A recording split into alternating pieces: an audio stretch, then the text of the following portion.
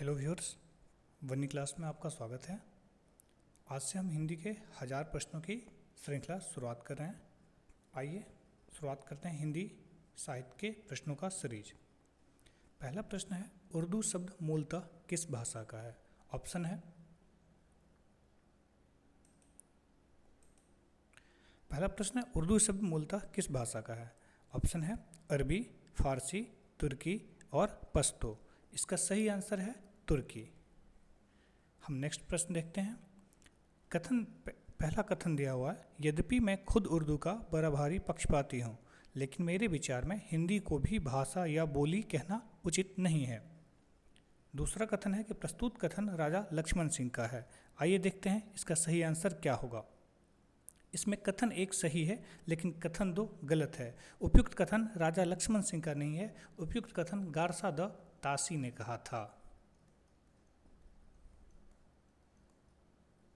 इसीलिए कथन एक सही है और कथन दो इसमें गलत है। नेक्स्ट प्रश्न, प्रकाशन वर्ष के अनुसार हरिवंश राय बच्चन की रचनाओं का सही क्रम में लगाएं। इसका सही आंसर होगा ऑप्शन सी। इसका सही आंसर है ऑप्शन सी। सबसे पहले हरिवंश राय बच्चन की आत्मकथा क्या भूलूं क्या याद करूं, आपको पता होगा 1969 में इसकी प्रकाशन वर्ष थी 1969 और ये 4 खंडों में प्रकाशित हुई थी। सबसे पहला था नीर का निर्माण, फिर सबसे क्या भूलूं क्या याद करूं जो पहला था वो 1969 में था। नीर का निर्माण फिर जो था वो 1970 में था। बसेरे से दूर 1977, 10 द्वार से सोपान तक 1985।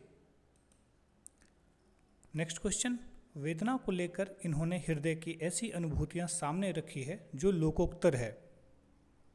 कहाँ तक वे वास्तविक अनुभूतियां हैं और कहाँ तक अनुभूतियों की रमणीय कल्पना है, यह नहीं कहा जा सकता। प्रस्तुत कथन किस आलोचक ने किसके लिए कहा है? आइए देखते हैं इसका क्या आंसर होगा। प्रस्तुत कथन आचार्य शुक्ल ने महादेवी वर्मा के लिए कहा है। इसका आंसर होगा ऑप्शन बी। इनकी सी विशुद्ध सरस और शक्तिशालिनी ब्रजभाषा लिखने में कोई और कवि समर्थ नहीं हुआ।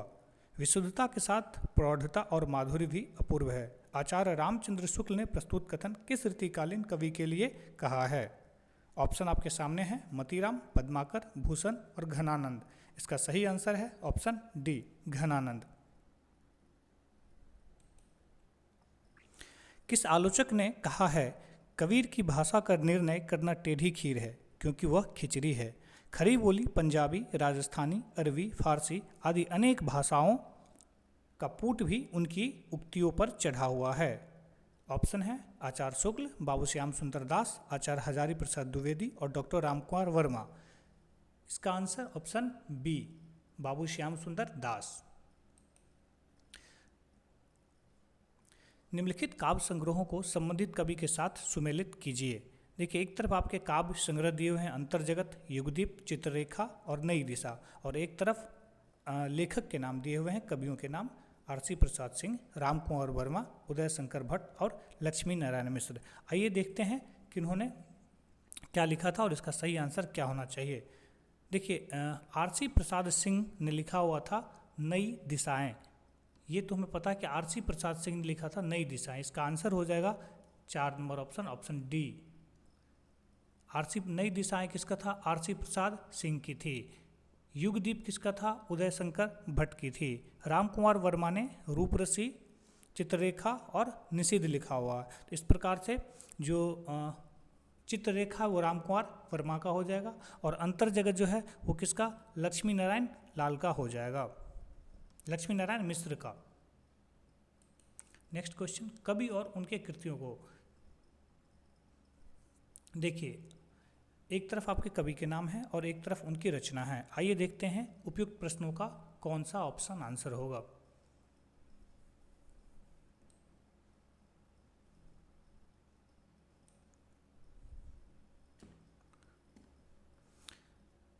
एक तरफ है अज्ञेय, निराला, नागार्जुन और मुक्तिबोध।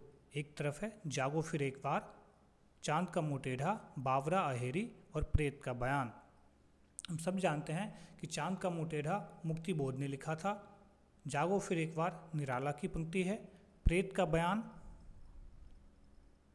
जो प्रेत का बयान है वो नागार्जुन द्वारा रचित है, अर्थात इसका ऑप्शन बी इसका आंसर हो जाएगा। नेक्स्ट क्वेश्चन, रामविलास शर्मा हिंदी नवजागरण जिसके साहित्य की विशेषताओं का सशक्त, स्वतंत्र और प्रमाणित विवेचन करने वाले पहले व्यक्ति हैं, यह कथन किसका है? रामविलास शर्मा के बारे में यह कथन किसने कहा था? इसका सही आंसर है option C, manager Pandey. Next question,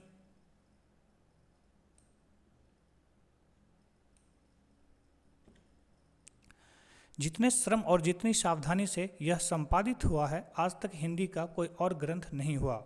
आचार्य शुक्ल का यह कथन किस संपादित रचना के संदर्भ में कहा गया है? सही आंसर है ऑप्शन सी, बिहारी रत्नाकर। कलावाद के प्रभाव से जिस सौंदर्यवाद का चलन यूरोप के काव्य क्षेत्र के भीतर हुआ, उसका पंत जी पर पूरा प्रभाव रहा है। पंत के संदर्भ में प्रस्तुत कथन किस आलोचक का है? ऑप्शन है रामस्वरूप चतुर्वेदी, बच्चन सिंह, रामविलास शर्मा और आचार्य शुक्ल। उपयुक्त पंक्तियों के बारे में यह कथन आचार्य रामचंद्र शुक्ल का है, अर्थात ऑप्शन डी।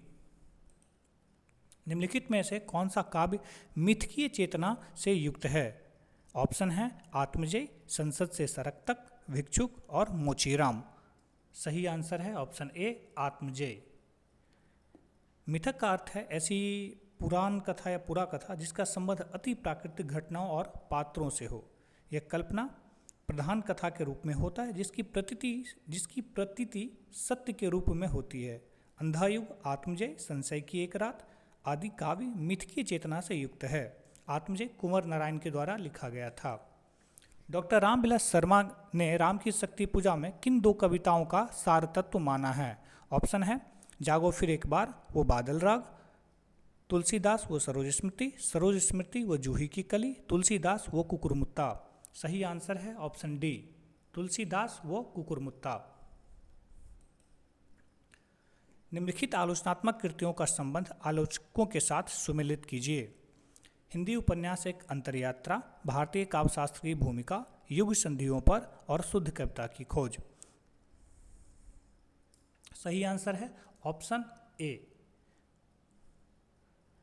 भारतीय काव्यशास्त्र की भूमिका रामदरस मिश्र ने लिखा था। युग संधियों पर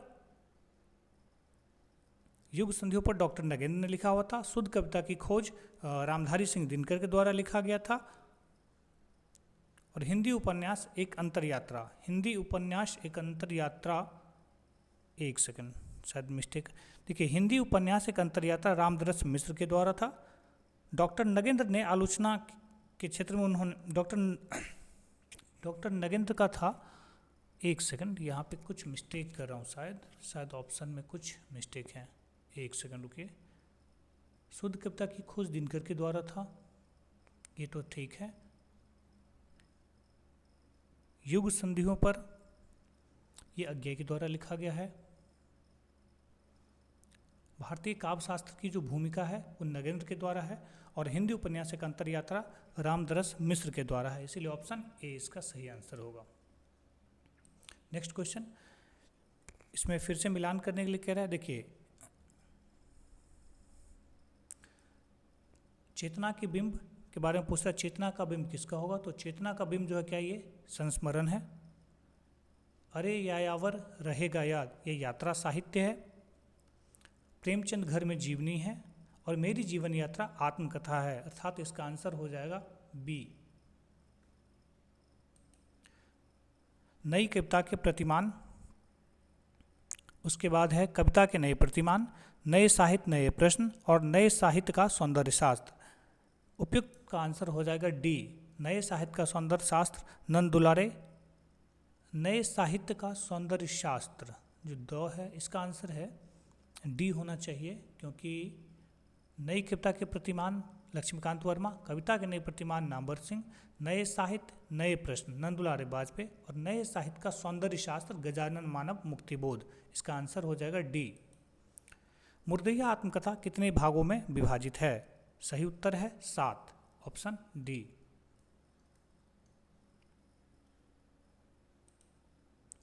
निम्नलिखित में से कौन सा उपन्यास सामाजिक यथार्थवादी उपन्यास है?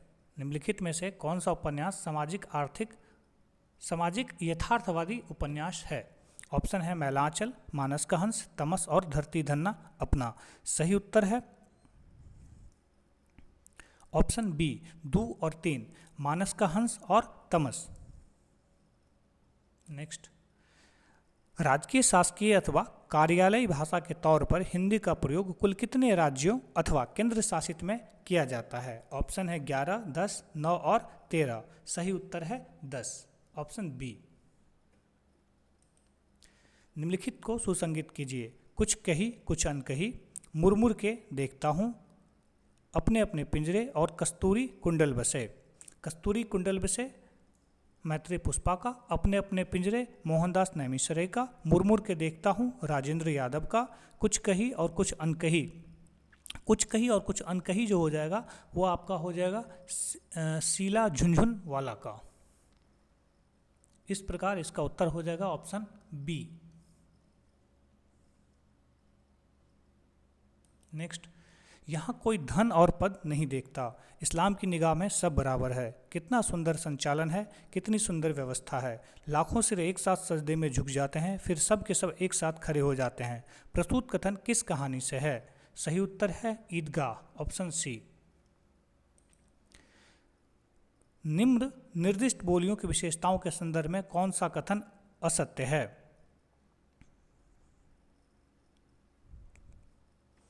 देखिए, खरी बोली में महाप्राण से पूर्व अल्प प्राण का आगम होता है, जैसे भूखा को भूखा बोलते हैं, ये तो सही है। दूसरा है ब्रज भाषा के उच्चारण में ह ध्वनि का लोप रहता है, जैसे साहूकार को साहूकार बोलते हैं, ये भी सही है।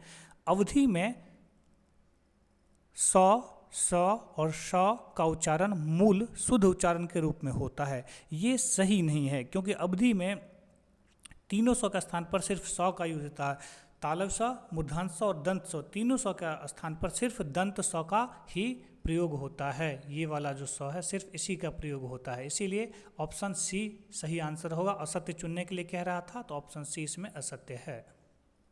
नेक्स्ट, मोर पखा सिर ऊपर राखी हूँ, गुंज की माल गरे पहिरोंगी। यह पंक्ति किस ऋतुकालीन कवि के द्वारा लिखी गई है? सही उत्तर है रसखान। ध्रुवदास किस संप्रदाय के कवि थे? ध्रुवदास वल्लभ संप्रदाय के कवि थे। जयशंकर प्रसाद को विश्वविद्यालयों का कवि किसने कहा था? ऑप्शन है सुमित्रा नंदन पंत, विश्वनाथ प्रसाद मिश्र, अज्ञेय और मुक्तिबोध। तो जयशंकर प्रसाद को विश्वविद्यालयों का कवि अज्ञेय ने कहा था। सही उत्तर है सी। हजार हजार बाहों वाली, देखिए फिर मिलान करने के लिए है, चुका भी नहीं हूँ मैं, रात अब भी मौजूद है, भूरी भूरी खाकधूल। इसका उत्तर हो जाएगा बी, ऑप्शन बी। मालती बाहर से तितली है, भीतर से मधुमक्खी। मालती के व्यक्तित्व के संबंध में यह टिप्पणी किसकी थी? ऑप्शन है मेहता की, लेखक की, खन्ना की या राय साहब की। उपयुक्त आंसर, सही आंसर है लेखक की, ऑप्शन बी। ये बड़े भारी कृष्ण भक्त और गोस्वामी विठलनाथ के बड़े कृपा पात्र शिष्य थे। यह पंक्ति किसके लिए कही गई है? रसखान, सूरदास, नंददास या कुंभन दास के लिए कही गई है। सही आंसर है रसखान, ऑप्शन ए। सर्वप्रथम पंचमा अक्षर के स्थान पर अनुस्वार के प्रयोग का प्रस्ताव किसने रखा था? ऑप्शन बाल गंगाधर तिलक, डॉक्टर श्याम सुंदर दास, भोलानाथ तिवारी या कामता प्रसाद गुरु। सही आंसर है श्याम सुंदर दास, ऑप्शन बी।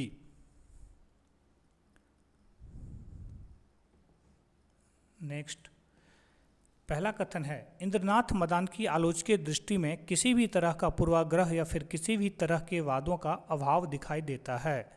कथन 2 कह रहा है कि आलोचना तथा काव्य और आधुनिक कविता का मूल्यबोध डॉक्टर इंद्रनाथ मदान की आलोचनात्मक कृति है।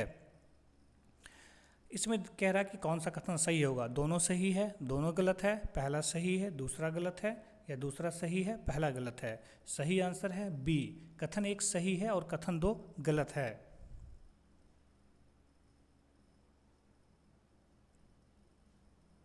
नेक्स्ट,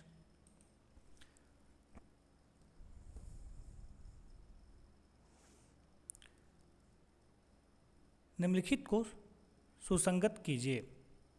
एक तरफ आपके लेखक का नाम है और एक तरफ उनकी लेखनी कृति का नाम दिया हुआ है। ऋतुराज, रामदेवाचार्य, हरीश मदानी और नंद चतुर्वेदी। इसका सही आंसर हो जाएगा ऑप्शन डी। ऋतुराज लिखा है एक मरण धर्मा और अन्य। रामदेव आचार्य ने लिखा है रेगिस्तान से महासागर तक। हरीश मदानी ने लिखा हुआ है रोटी नाम सत है। और नंद चतुर्वेदी ने लिखा है यह समय मामूली नहीं। मैं सूर्य, गंगा और हिमालय को साक्षी करके प्रतिज्ञा करता हूँ कि मैं जीवन भर सौंदर्य की उपासना करूँगा। मैं जीवन भर अन्याय के विरुद्ध लड़ूंगा। मैं कभी छोटा काम नहीं करूँगा। प्रस्तुत कथन किस आवृत्ति से लिया गया है? ऑप्शन है मुर्दहिया, आवारा मसीहा, प्रेमचंद घर में, संस्कृति के 4 अध्याय। सही आंसर है आवारा मसीहा। आचार्य शुक्ल ने द्विवेदी युग को हिंदी साहित्य के इतिहास में किस काव्य खंड के अंतर्गत रखा है? सही उत्तर है नई धारा का द्वितीय उत्थान।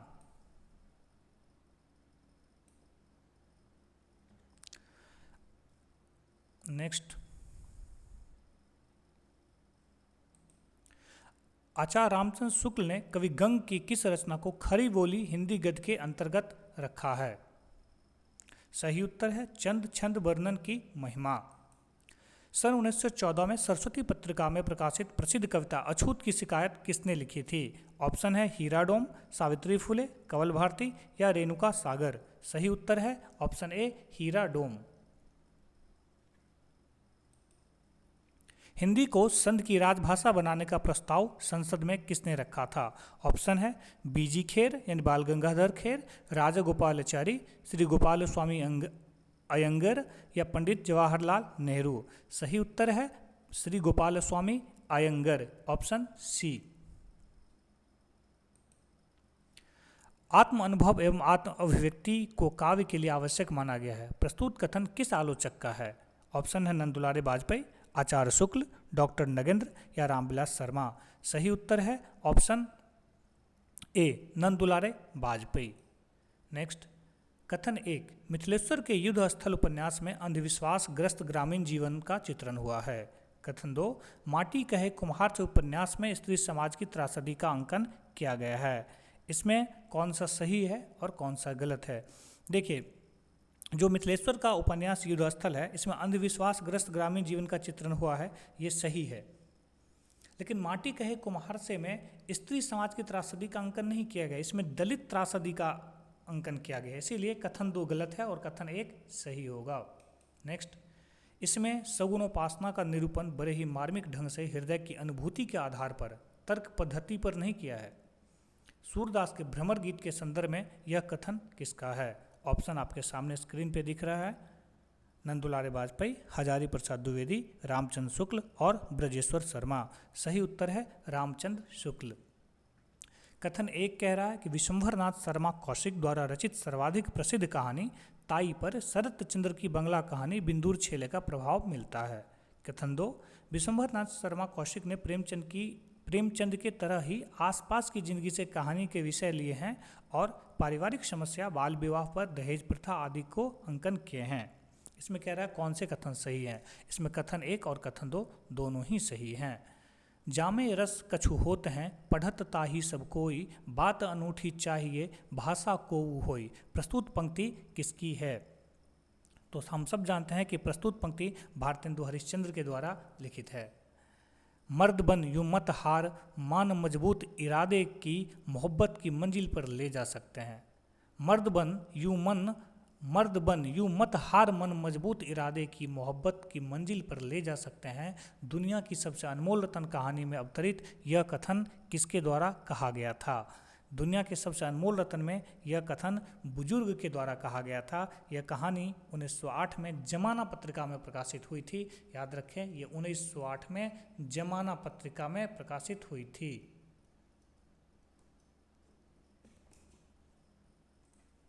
नेक्स्ट, साधारण जनता के भीतर जो धर्म भावना वर्तमान थी, उसने शास्त्र की उंगली पकड़कर अपने को शक्तिशाली रूप में प्रकट किया। यह कथन किस आलोचक के द्वारा कहा गया है? साधारण जनता के भीतर जो धर्म भावना वर्तमान थी, उसने शास्त्र की उंगली पकड़कर अपने को शक्तिशाली रूप में प्रकट किया। उपयुक्त कथन आचार्य हजारी प्रसाद द्विवेदी के द्वारा कहा गया है। नेक्स्ट, मैं तुमसे आशा रखता हूँ कि उचित अवसर पर ना तो झूठ से झल्ला उठोगे और ना ऐसे झूठ बोलने में हिचकोगे ही जिससे समग्र मनुष्य जाति उपकृत होगी। प्रस्तुत कथन किस उपन्यास से अवतरित है? सही उत्तर है बाणभट्ट की आत्मकथा। महादेवी वर्मा की कविता फिर विकल है प्राण मेरे किस काव्य संग्रह में संकलित हैं? ऑप्शन है नीरजा, रश्मि, दीपशिखा या सांदगीत। महादेवी वर्मा की कविता फिर विकल है प्राण मेरे सांदगीत कविता में संकलित है। सांदगीत का प्रकाशन 1936 में हुआ था। हिंदी साहित्य में पंडित महावीर प्रसाद द्विवेदी का सदा ऋणी रहेगा। हिंदी साहित्य पंडित महावीर प्रसाद द्विवेदी का सदा ऋणी रहेगा। व्याकरण की शुद्धता और भाषा की सफाई के प्रवर्तक द्विवेदी जी ही थे। उपयुक्त कथन किसके द्वारा कही गई थी? सही उत्तर है आचार्य रामचंद्र शुक्ल के द्वारा। नेक्स्ट, मुक्तिबोध कथन 1 में है कि मुक्तिबोध लेखक की रचना प्रक्रिया के विश्लेषण पर विशेष बल देते हैं। कथन 2 में है कि यह एक मनोवैज्ञानिक प्रक्रिया है तथा कवि के दृष्टि, प्रकृति और काव्य की अंतर वस्तु से प्रभावित होती है। इसमें कह रहा कौन से कथन सही है? इसमें दोनों ही कथन सही हैं। कथन 1 और कथन 2 दोनों ही कथन सही हैं। नेक्स्ट, सिद्ध सामंत युग की कविताओं की सृष्टि आकाश में नहीं हुई, वे हमारे देश की ठोस धरती की उपज है। यह कथन किस विद्वान के द्वारा कहा गया था? सही उत्तर है राहुल संकीर्त्यान, ऑप्शन डी। नेक्स्ट, यह हिंदी के 1000 वर्षों के इतिहास में से पहली घटना है जिसने अपने बारे में सब कुछ इतनी बेबाकी, साहस और सद्भावना से कह दिया है। जिस कृति के संदर्भ में यह वाक्य कहा गया है वो कौन सी कृति है? ऑप्शन, क्या भूलूं क्या याद करूं, आफुदरी, मुर्दैया या एक लेखक की डायरी। सही आंसर है क्या भूलूं क्या याद करूं। नेक्स्ट, आचार्य रामचंद्र शुक्ल के अनुसार सबसे पहले किस पुस्तक में खरी बोली गद्य का परिष्कृत व्यवहार दिखाई पड़ता है? सही उत्तर है भाषा योग वशिष्ठ। भाषा योग वशिष्ठ किसने लिखा था? राम प्रसाद निरंजनी ने। कौन से ईस्वी में? 1700 विक्रम संवत 1798 में। ये ईस्वी नहीं है, ये विक्रम संवत है।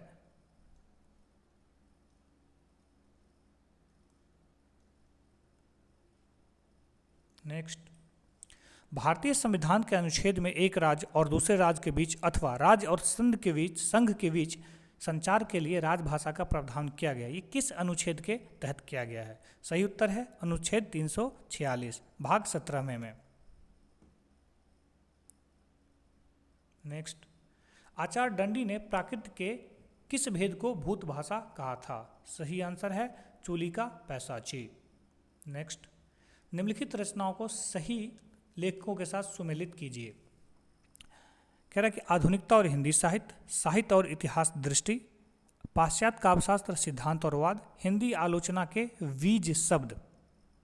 सही उत्तर है ऑप्शन सी। आधुनिकता और हिंदी साहित्य इंद्रनाथ मदान के द्वारा है। साहित्य और इतिहास दृष्टि मैनेजर पांडे ने लिखा हुआ है। पाश्चात्य काव्यशास्त्र सिद्धांत और वाद डॉक्टर नगेंद्र का है। हिंदी आलोचना के बीज डॉक्टर बच्चन सिंह के द्वारा लिखित है। नेक्स्ट, धर्म विहीन राजनीति तथा धर्म विहीन अर्थव्यवस्था मृतदेह के समान है जिन्हें जला दिया जाना चाहिए। प्रस्तुत कथन किसका है? ऑप्शन आपके सामने है बाल गंगाधर तिलक, महात्मा गांधी, राम मनोहर लोहिया व डॉक्टर भीमराव अंबेडकर। सही आंसर है महात्मा गांधी। नेक्स्ट, बच्चन के अधिकांश काव्य में उसकी आत्मकथा के पन्ने बिखरे हुए मिलेंगे। हरिवंश राय बच्चन के संदर्भ में प्रस्तुत कथन किस आलोचक का है? सही आंसर है सुमित्रा नंदन पंत। कथन 1 में कह रहा है बाबू नवीन चंद्र राय का संबंध पूर्वी उत्तर प्रदेश से है। कथन 2 है कि विद्या की उन्नति के लिए लाहौर में अंजुमन लाहौर नाम से नवीन चंद्र राय ने एक सभा स्थापित की थी। कथन 1 इसमें गलत है और कथन 2 सही है, अर्थात ऑप्शन नंबर डी, क्योंकि बाबू नवीन चंद्र राय का संबंध पंजाब से था, ना कि उत्तर पूर्वी राज्य से। नेक्स्ट, इसमें केवल बच्चन जी का परिवार और उनकी व्यक्तित्व ही नहीं उभरा, बल्कि उनके साथ समूचा काल और क्षेत्र भी अधिक गहरे रंगों में उभरा है। यह कथन किस समीक्षक के द्वारा कही गई थी? यह आचार्य हजारी प्रसाद द्विवेदी के द्वारा कही गई थी। जो काम उनके पिता ने पुरातत्व क्षेत्र में किया, जमीन से शिलालेख, मूर्तियों के निकालने का कार्य, वही काम आगे अंतिम वर्षों में अपने भारतीय अतीत के विशाल स्मृति प्रदेश में करना चाहते थे। इतिहास की राख मिट्टी में दबे उन सब मिल के पत्थरों को खोद कर बाहर निकलना जिन पर भारतीय संस्कृति के पराव चिन्ह अंकित हैं। अज्ञा के संदर्भ में प्रस्तुत कथन किस आलोचक के द्वारा कहा गया था? अज्ञा के संदर्भ में प्रस्तुत कथन रामविलास शर्मा के द्वारा कहा गया था। नेक्स्ट, उत्तर आधुनिकतावादी अवधारणा के प्रभाव के संबंध में असंगत कथन कौन सा है? 4 ऑप्शन है आपके सामने, इसमें से एक कथन असंगत है। सही उत्तर है सी। रचनाकार का ध्यान प्रभाव की प्रकृति और गुणवत्ता पर टिका रहता है, प्रसार व सफलता पर नहीं। ये गलत है, क्योंकि उसका ध्यान सफलता पर भी टिका रहता है और प्रसार पर भी टिका रहता है। हरिऔधकृत प्रेम प्रपंच का प्रकाशन वर्ष बताइए। हरिऔधकृत प्रेम प्रपंच का प्रकाशन वर्ष है सन 1900 ईस्वी। नेक्स्ट, रीवाई हिंदी किस प्रमुख बोली का दूसरा नाम है? रीवाई हिंदी किस प्रमुख बोली का दूसरा नाम है? सही उत्तर है बघेली। हजारी प्रसाद द्विवेदी अपभ्रंश को हिंदी से अलग रखना चाहते थे, फिर भी उन्होंने उत्तर अपभ्रंशकालीन साहित्य को आदिकाल की सामग्री मानकर उसका विवेचन किया है। प्रस्तुत कथन किस आलोचक के द्वारा कहा गया है? सही उत्तर है डॉक्टर नगेंद्र। एक तरफ पत्रिका है और एक तरफ कहानी है। कौन सी कहानी कौन से पत्रिका में प्रकाशित हुई थी? सही उत्तर है ऑप्शन डी।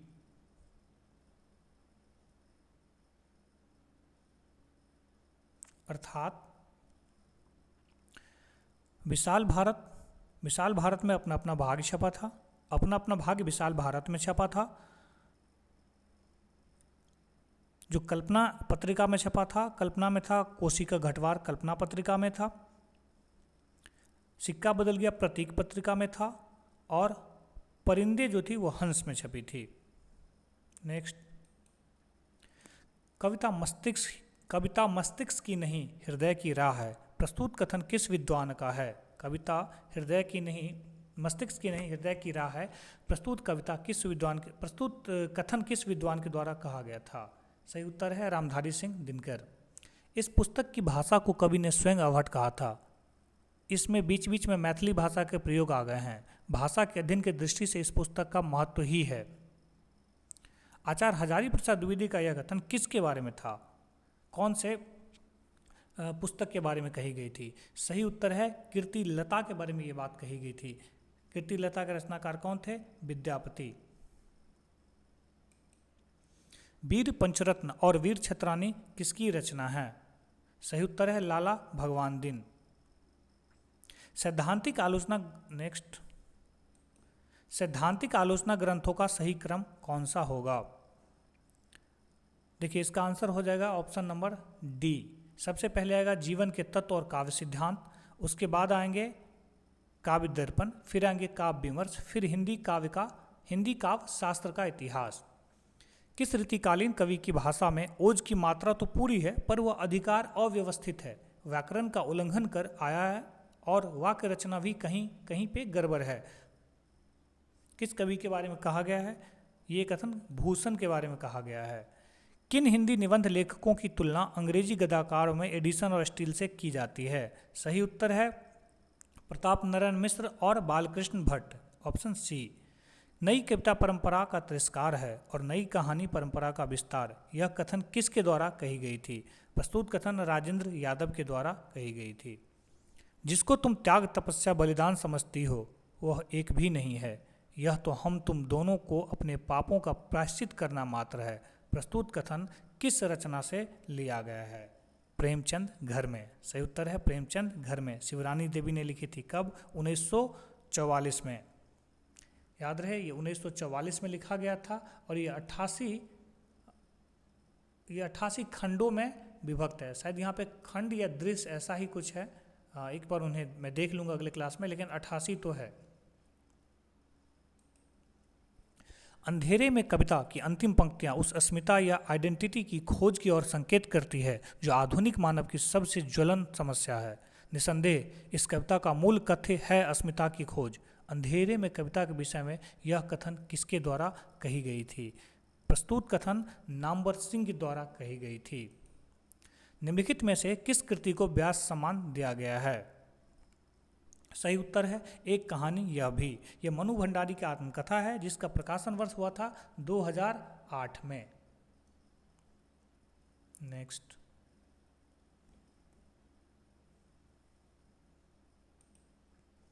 निम्न में से पंत की कौन सी रचना 1947 में प्रकाशित हुई थी? पंत की कौन सी रचना 1947 में प्रकाशित हुई थी? सही उत्तर है स्वर्ण किरण और स्वर्ण धुली, 1 और 3, ऑप्शन नंबर सी। सही उत्तर है option number C. Next, Gokul सबई गोपाल उदासी प्रस्तुत पंक्ति किस राग में है? गोकुल सबई गोपाल उदासी किस राग में है? इसको कहते हैं राग केदार।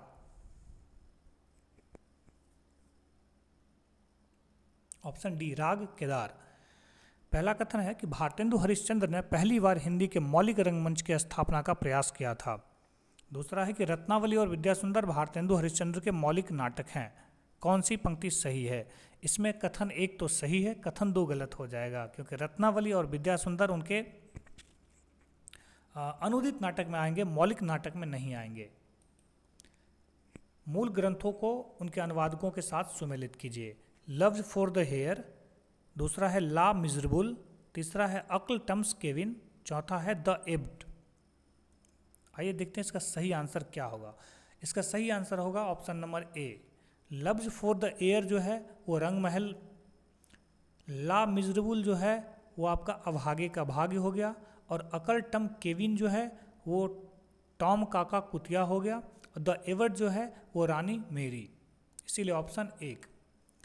स्वच्छंद प्रवाह के प्रमुख कर्ताओं में रसखानी, आलम, ठाकुर, घनानंद, बोधा और द्विजदेव का नाम लिया जा सकता है।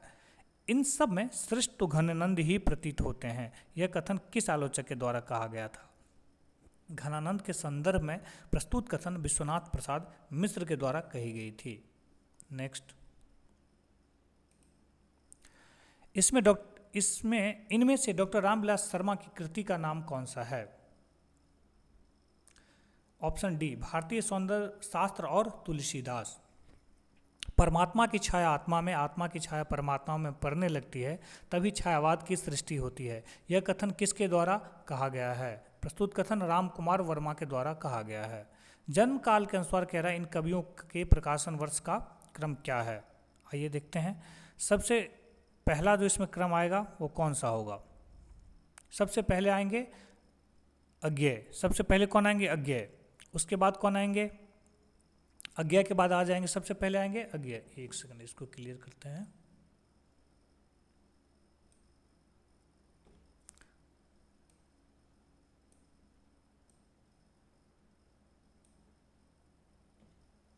जो सबसे पहले आएंगे वो आएंगे अज्ञेय। देखिए सही आंसर है अज्ञेय, सबसे पहले आएंगे,